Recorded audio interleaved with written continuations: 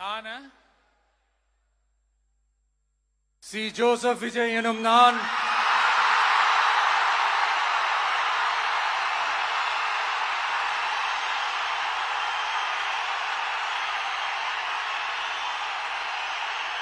சட்டப்படி அமைக்கப்பெற்ற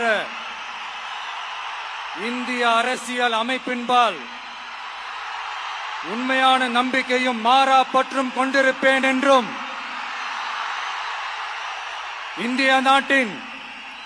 ஒப்பில்லாத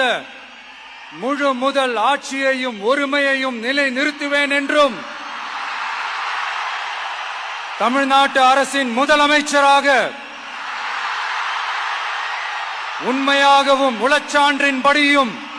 என் கடமைகளை நிறைவேற்றுவேன் என்றும் அரசியல் அமைப்பிற்கும் சட்டத்திற்கும் இணங்க அச்சமும் ஒருதலை சார்பும் இன்றி விருப்பு வெறுப்பை விலக்கி